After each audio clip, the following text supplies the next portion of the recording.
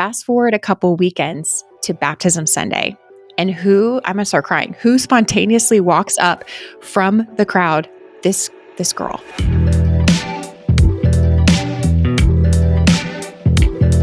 Welcome, listeners, to the Intentional Churches podcast. I'm Doug Parks, and Aaron's not with us this week, but we've got a great guest in Haley Malone who's going to sit with us in the conversation. Just remember, the Intentional Churches podcast is really about getting practical insights and wisdom for church leaders from the trenches. So, Haley, welcome to the podcast. Good to see you. And tell us a little bit about you. So just give us a high-level overview of you, your family, and maybe your work in ministry. Yeah. So like Doug said, my name's Haley, and I am here in Orlando, where we are just now starting to feel a little bit of coolness. So thank you, Lord, for that. But we are a big church is where I work, but I had a former life as a math teacher and a volleyball coach, which is actually how I got into ministry. I was volunteering and serving in student ministry on trips, and I got to meet the youth pastor who is still at our church. He's our next gen director, Chris Bacon. And he said, I think you should do ministry. And I said, I can't do that. I'm a girl. And he was like, we need to have a conversation so we can clear up that perspective. And here I am. So I love what I do. I have a wonderful husband and 3 kids who are 7, 5, and 1. So we are busy in lots of different ways, but we love it. We love the busyness that life brings us in this season. 7, 5, and 1. So, we were talking a little before we got on. So I don't know about this phenomenon called Bluey World. So what's your favorite Bluey thing going right now? There is an episode that is called Dance Mode. And it's when the kids, the 2 little girls, they tap the tail of the mom or the dad, and and they say dance mode, and the mom or the dad has to start dancing. Our kids have done this in public before. And as good parents, we look at each other and we say, I'm doing this for my kids. And that's what the dad says in the show is, I'm doing this for my kids. And they just start dancing to whatever music might be on, that they just let it be and let it be fun. So many questions, Haley, so many questions. But I will continue to learn about Bluey. That's my commitment to the You would enjoy it. You would enjoy parents out there. So Haley, tell us about your role at First Orlando. Yeah. So I started in student ministry, like I said, and I was doing middle school coordination of programming leaders, some girls discipleship stuff. And Matthew introduced me to Intentional Churches, gave me the book and said, I think you should read this. And I think you should get plugged in with this as a growth step in your leadership. And I was so all in. I love systems. I love structure. I love organization, but I love people. And those 2 worlds were coming together for me, which made my math Excel brain very excited. And Matthew asked me, as part of my ongoing journey in leadership, to lead a church-wide VIP around groups. So I was still in the student ministry space, but the group space was having a hard time post-COVID and getting back on our feet, getting leaders plugged in, getting some energy. And I had the opportunity to lead that VIP, and I absolutely loved it. And I found this calling and draw towards cultivating community and what that looks like for all of our people of First Orlando, which, for those who aren't familiar, is a very diverse, we are what's called a legacy church. So we've been around for over 150 years. So the people sitting in our seats on a Sunday morning range from babies all the way to 90 plus in age. And that's such a wide variety to help find community for them. And now I am the groups director. I oversee all of our adult life groups. So after that VIP, my heart just continued to grow for groups ministry. And now I get to oversee all of our adult life groups, which is so fun. It's hard, but it's fun. Oh, that's great. That's great. So I just so appreciate, your use of the Intentional Churches language. So for our listeners who may be new, VIP is just, think about it as a large project that a cross ministry team is going to work on for a while. And I love, for those of you who are insiders to Intentional Churches and been running Church OS for a while, I love that you loved running a VIP, and it did not become a dirty word in your context. Okay. Oh no, it's such an honor. So because I personally have had such a close relationship to First Orlando and so many of you Mhm. guys. I have some insider views into it. And one of the things that I've noticed that has been happening over the last few years is more and more of you as individual Christ followers owning the Great Commission in your life. Mhm. So walk us through your journey of Yeah. like kind of from how did that idea get shaped up and conviction to how are you currently practicing personally, not as a leader in a church, but Mhm. personally the Great Commission right now? I think that's one of my favorite things about the tools is that all of them, like we say often, are meant to serve you. You are not meant to serve the tool. And this tool of the Great Commission engine has helped me look at my life and where I am with the Lord and my journey with Him. And there was definitely a season of my life where going to a group and having life giving relationships was really hard because of coaching volleyball. I was on a volleyball court every single Tuesday night, which is when my group was meeting. But because of that tool, I was able to see that that piece of my engine was broken, but it was so critical to the functionality of the whole picture. And the more I explored that, the more I looked into that, the more I realized, wait a minute, there's these other pieces of the engine that I probably haven't tuned into as much as I should. And that caused me to ask myself, like, what does my weekend worship experience look like? Am I checked in when I'm there, or am I worried about my email? Am I worried about the people who are walking up around us and what they're doing, or who's not at church? Like all these things that go through your head that you're like, wait a minute, Lord, let me check in with you and be present for this experience because it's so critical to the engine. And even the serving piece, I love serving, but where was I making time for that in my week? Where was my margin for serving? Where was my margin for volunteering? And when was I going to tune that piece up a little bit too? So that's kind of where it started for me, was taking the tool and personally applying it and having an honest conversation with myself and my husband too about like, hey, Haley, when was the last time you served? Like truly served? And who are your ones that you're having conversations with? Because if that's at the center of what we do and you're not having conversations, we need to get better about that. Well, thank you for your vulnerability around it. And I think what you just described, including myself for a number of years, when you be a church leader, it blurs kind of the domain of life where your job becomes, in essence, leading and producing church for others. Almost subconsciously would fall into this and forget that all these strategies that we're calling all the people to serve and give and be in community and be on Mhm. mission, all these things are all part of the shaping strategy for us individually. And ironically, if we don't do that and practice that ourselves, then the way in which we will lead others won't be full in Mm-mm. the way it needs to be. So, tell us more about maybe some stories around because I love being at First Orlando and hearing the flames now of relational evangelism igniting in so many people. Tell us a story or two of a one or some ones in your life currently, and just give us some background on it. So I think something I've realized in my role is that ones are showing up to our church all the time, all the time. And just because they come to the group's help desk and ask for help about finding a group doesn't mean that they know the Lord. And it doesn't mean that they're walking with him. They could have just been curious about this mega church that they Google searched and it popped up on their Google search and they showed up. So I take advantage of those conversations that are happening on a Sunday. And we have created some easy baby steps, easy onboarding places for these ones where we ourselves are getting to see them and talk to them and check in on them on a regular basis.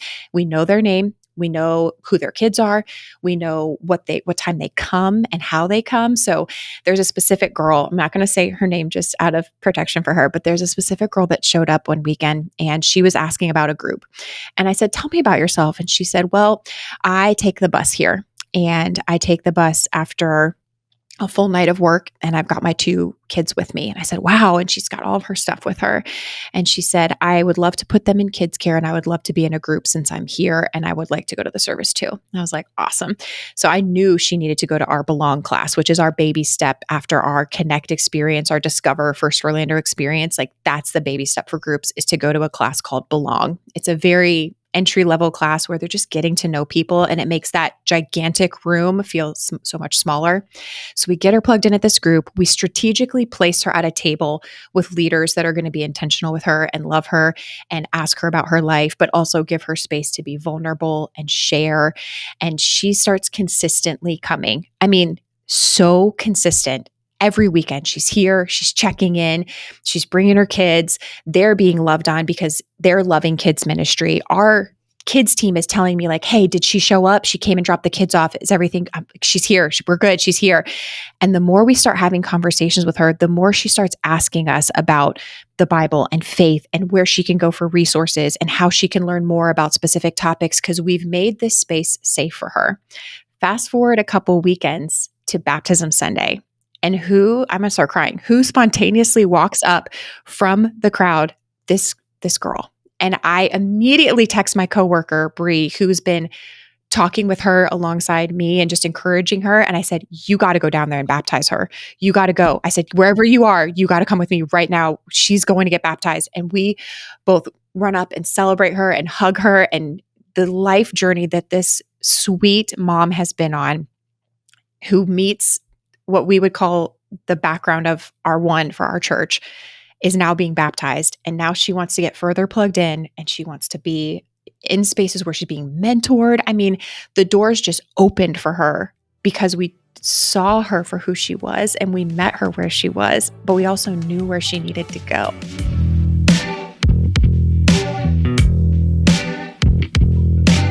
Well, Haley, you're hitting on something that we often teach and remind church leaders, and that is the work of the Spirit and of God in ones is dynamic. Mm-hmm. So many times we think it's a one-to-one proposition, and we don't understand there could have been, I'm going to use 1 Corinthians 3:6, there could have been literally dozens of Christ followers planting and watering in this lady for a number of years to get her to this point. And we need to also remember the work of the Spirit. People don't just show up like this lady at church cold. There's something going on. So, and then on the backside, what I loved hearing in that story is the collaboration behind the scenes of a lot of staff and leaders across departments at a relational level. Right. It wasn't, I didn't hear in you like this real programmatic thing, although she got 2 programmatic pieces. It was the relationship. And I think this is one of the things we've got to remember in spades in the modern church. We can automate things we should not automate. Oh, yeah. I mean, to that point, Doug, I can make myself busy and distracted and completely tuned into myself without even trying. It's so easy to do. So personally, like in my neighborhood, I've realized that is where I am activating my intentionality, my relational evangelism is in my neighborhood, because it is the one place I know I will be every single day. The rest of my life is crazy. It's chaotic at times. But I've said to my husband, you know what? The more we can play outside in the front yard and let our kids do their thing and have other families see us out there, the more conversations are going to happen and the more relationships we're going to build, and the more people will engage with us because we're just out front. That's a safe space. We're out front. They can come outside, even if they're taking their trash out. Oh, hey, how you doing? You know, engaging them. And just, I know you were just here last week, but we had a full conversation about this. And I did not used to be good at this because I would get home and I would want to shut down and I would want to have my peace and cook the dinner and do the homework and do all the things. And now I work so hard to carve out 20 to 30 minutes outside a couple times a week so that our relationships with our neighbors can continue to grow and flourish. And Doug was here last week. We talked about relational evangelism, R1s, and I kid you not, on Wednesday afternoon, the kids wanted to play outside, and it was so hot outside that I was like, we are not going outside. It is so hot. But I was like, you know what? We're going to go outside. And what happened? My neighbor came home from her new job and couldn't wait to talk to somebody about it. And guess who that somebody was? Oh, Me. yeah. And so we're outside, the kids are scootering, the baby's running around with no shoes on. It did not matter because me and Delcy were having a conversation about her new job and what was making her sad and how it was hard for her. And I immediately was like, this is how I can be praying for her. And the next time I see her, I have 3 or 4 things I get to talk to her about. And the relationship continues to grow. Well done. And it's just been so cool. It's been so cool. Well done. That's awesome to hear. And yes, it was sweltering. It was so hot. So hot. On Wednesday. Let's change a little bit. We use these buzzwords in church a lot, and I'm going to try to define and then ask you around it. Mobilizing and activating our people. Mobilizing, meaning getting them moving. And we use the word activating to say, like, just what you gave was an example of activation. You intentionally went to the front yard, even when you didn't really want to. And who would ever guess that this door opens up for a relational connect with somebody where you're just being there for them? So that's what we mean by activation. What are ways, as we start turning a little more toward action, what are ways as a group director that you're thinking about mobilizing and activating the people that you get to influence? In essence, giving the church, turning it from the professional pastorate back to, hey, no, the church people are the people that should be doing the work of ministry. Yeah. I think I've been in this role for about 3 years, and I think I had a realization that I can't mobilize somebody towards something that they're unaware of. So I couldn't mobilize them in a direction if they were unaware of what they were mobilizing towards. So we had a leader training in August, and leader trainings attendance was usually very low. And we have worked on our own relational equity with these group leaders to get them to show up on a Sunday night for a yummy meal and some quality time with me and my team and a t-shirt. That was also, I'm sure, an enticing piece. No, a t-shirt, t-shirts, whatever. Yep, I'm there. Food, t-shirts, and maybe some comedic relief with Haley Malone. So we had this whole plan as a team of how can we leverage this time with them to get them activated and moving in a direction towards their own personal ones.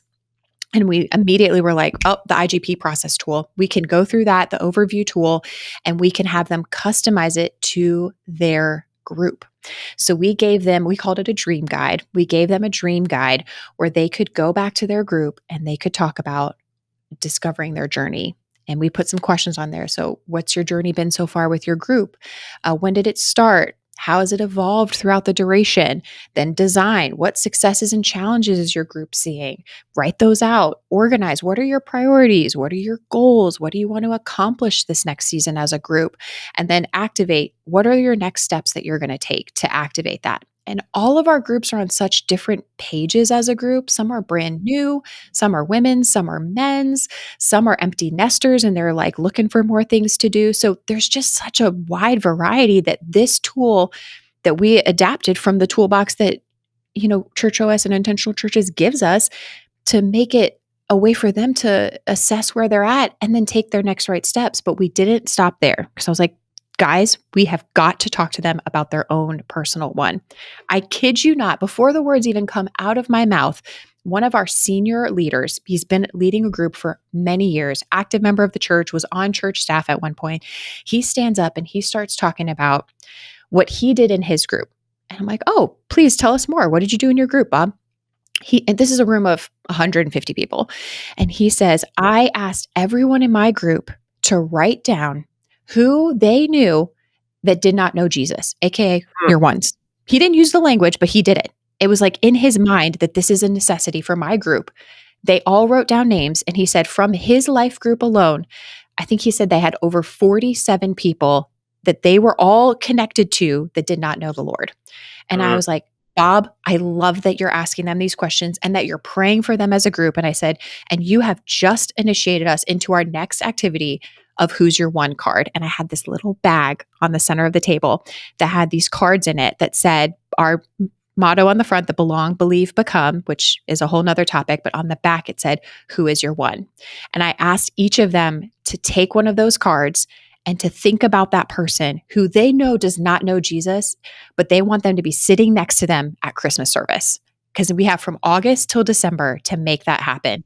And we had everybody write it down and they put it in their Bibles. And I said, we're going to check back in with you in our January meeting to see how did we do on getting our ones that are in our lives that we love, that we're intentional with, to sit in a seat next to us at Christmas. And the energy in the room was just like, yeah, let's do that. Someone was like, I want more cards. I was like, great, let's give you more cards, but it was so cool to see them put the two puzzle pieces together. We are moving towards the lost. We are not consumers. We are out there on the mission field. We are loving the people around us. And here's how we're going to do it. We're going to write their name down and we're going to pray. And then we're going to make time to spend time with them this week. And they were all like, yeah, I can do that. And I was like, all right. Wow. Wow. Haley, that was a clinic in practical tools and really what we're trying to get to with the podcast. So I have so many questions and I appreciate especially your application, you and your team's application. Again, if you're newer to intentional churches, there's she's referring to an entire toolbox to help you and your team, again, radically align and your church back to the Great Commission personally and owning it. That taking one of those tools and designing a group leader experience is, again, these innovations that are coming from the ground and church leaders like yourself are just inspiring to our team and to others. So helpful.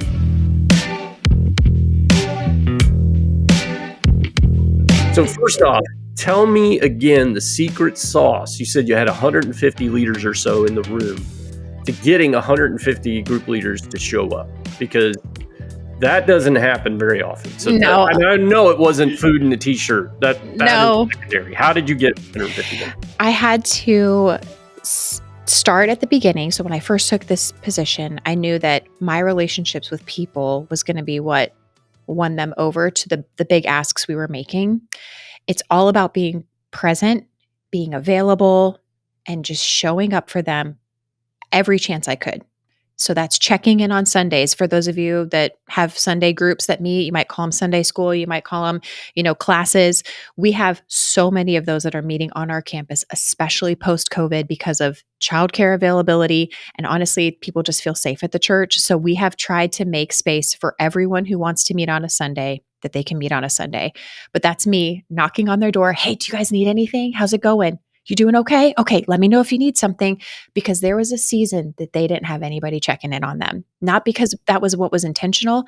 Everyone was stretched really thin. And so coming in and saying, I'm here to serve you and to love you so that you can serve and love and shepherd the people of First Orlando, that was foreign language to them. So now that they're getting emails from me and text messages and phone calls, I try to call a leader every week and have a really good 30-minute conversation with them, reminding them that they are doing the work of the kingdom and that I'm here to support them in that. And I think that just speaks volumes, because then they're like, wait a minute, I'm not alone doing ministry. I'm on a team. And that is the environment that we had to cultivate. What are you on? You're on a team. You're on a team of people serving the kingdom of God through the mechanism of groups. And once that shift happened in people's minds, it was like, oh, I can go to Haley, I can go to Bree, I can go to Stacy or Daryl and get what I need, because they want this group to be successful and they want to help me feel loved and cared for, because I'm loving and caring for people. And that was what I think got people to finally start showing up and be excited. Love it. Love it. Love it. In this era of chasing silver bullets, I just think you're emphasizing the critical piece of ministry leadership. It's always been this way, but we really need to all get back here. And then it starts with relationship first and trust building. Oh, And yeah. so I just love that you're highlighting that. Let's go to inside of some of what you just laid out for us. Let's go to Bob. Mm. So it sounds like Bob foreshadowed or jumped the gun on the strategy this road you were going down. What do you think? Did you have a conversation with him after, or like just to diagnose? How did he get there on his own he's a volunteer, right? Yes, he's a volunteer. Mm-hmm. How did he get there about saying we're going to prioritize the one? Yeah, knowing Bob's story, he comes from a journey with his own children of stepping away from the faith and just what that looks like, and how he was still so intentional to love them and to be their dad and to not be pushing something on them, but to loving them through what they were experiencing. And I can only attribute it to the work of the Holy Spirit and just the fact that they had this time as a class prior to us having this group meeting with leaders where he did this activity that was essentially the same activity we were going to do as a group, but it only bolstered the experience for everyone else because they were like, wow, Bob's doing it. And many people know who he is because he's so invested at First Orlando that Yeah. it was like, oh, he's showing up in all these places and he's asking his people to do this activity. It must be worth it. And then we do the activity as a group. And then we all sat there at our tables and prayed for each other's ones and for each other's Mm. connections. Yep. And I mean, just the room itself had this feel of, oh, we're not just here to minister to the people in our room, but we need to be thinking about the people that are not yet in the room that we want to be there. And Bob modeled that so well. And I said to him later, I said, I don't know how we got there, but I'm so glad we did. And multiple leaders went up to him and said, I'm going to do what you did, Bob. I'm going to do that with my whole class. And I was like, that is what I want to see, is leaders encouraging and empowering other leaders to be the model for how we should lead well and give it tips and tricks as to what that looks like. Because it doesn't all have to come from me. Like, I love to creep back into the shadows and put them at the forefront of, like, yes, let's celebrate his leadership because he deserves it. Mm. It's so good. It's honestly, as a church leader, it's inspiring for me to hear that what we're calling people to is only back to the fundamentals and basic of scriptural living. And to hear about Bob doing that is awesome. Yeah. It's so good. Any stories so far that you've heard from any group of leaders about ones and interactions? The only things that I've really heard so far have been, my group loved thinking about our journey. I have this one group in mind. The story is a little sad, but it's also very redemptive. So they had a different group leader about a year ago, and then he unexpectedly passed away. You can imagine the whole group was just rocked, especially because it was so unexpected. They had become such a tight knit group. They had been through different leaders. They had seen a lot of people leave the church and then come back. It was just a whole journey, but because they were able to reflect on that journey and then see the goodness of God throughout that journey and the way that their group has grown, I literally this past weekend moved their group from one room to another room because they were too big and they Hmm. needed more space. And I was just like, okay, so it's happening. Like, we're seeing people come and stay because they feel loved. And because of those trials, they were able to persevere. And now we're even talking to them about, like, okay, where's the multiplication factor for this group? Who's your next person who's going to be the leader? A year ago, they maybe had a consistent 6. And this past weekend, I think they had 36. So just a huge thing to be able to say, reflecting on the journey is not a bad thing. It's actually a good thing, because then you can see the goodness of God in it. And a lot of times we forget to be grateful and have that gratitude towards the hard things, because all it's doing is further shaping us, if we allow it, towards Jesus and towards God and towards what he's doing. So that's a cool story. I love that group's story. Oh, that's great. On a previous episode, Chris Palmer talked about the importance of giving people space to contemplate like these really visceral life moments, and that Mhm. that is part of the church's role. So I love that you shared that, because that is part of our job, is Mhm. the way in which we relate to one another. We need to give space for that, not just fill with programmatic noise for people to engage in. Mhm. So I want to say too, if you're a listener and your church is smaller, or if you're in a very large and complex church, just had on a guest who's in very, very complex church, it doesn't matter that all of these things that Haley's highlighting are the basic blocking and tackling of ministry that we're all calling back to. Like, it's a relational thing first. We got to Mhm. build trust. We have to lean into scripture. It doesn't matter your model. We've chased models for so long that we've forgotten the power is in the exchange between us as human beings and Christ followers. And so Haley, I love what you highlighted is applicable no matter where your church is or what a church background is, because it's Yeah. so fundamental to what we're doing. Haley, go ahead. I want to give some encouragement too. I think for those of us out there that tend to be people that want to do it all right, and they don't want to put the wrong foot forward. It's always our best foot forward. I'm literally talking to myself right now. When I first heard about who are you having conversations with, who are your ones, and I couldn't think of any, I felt so discouraged and so embarrassed that I wasn't making time for that. But that's not the emotion you should be feeling. So if you're sitting there like, I don't have these interactions and I haven't been intentional, it's okay. Like there are so many ways to take a next right step. And honestly, activating your prayer life towards that and saying, Lord, put these people in my life who need to be there so that I can continue to have interactions with them. He will make it happen. I kid you not. And I've seen that in my own life, and I've taken the pressure off. I've released the pressure valve of being perfect at this. I just need to be me, because that's where the Lord is working, is not through this perfect version of Haley, because that's never going to exist until I get to heaven. It's the Haley that's here right now, that's imperfect, that makes mistakes, that sins, that struggles with things, it trips and falls and is embarrassed by things. But that's the person that's going to connect with the next person. And that's the person that the ones want to see. And once I took that pressure off and was like, wait a minute, I can just be me in the context that I'm in and talk to moms on the playground and talk to my neighbors. Yes, exactly. So it just became a much more enjoyable experience rather than a task. It was something that I had the opportunity to do literally for the kingdom of God. And pressure off, like just be you. Such a good word. Such a good Mm. word for so many of our listeners who do feel that guilt or shame when Mhm. they're maybe not as active. But I think you framed it up well and cast a great vision. Haley, I love that you shared, it's got to start with us first. We got to be the ones that do it Mhm. personally, like you are with your neighbors.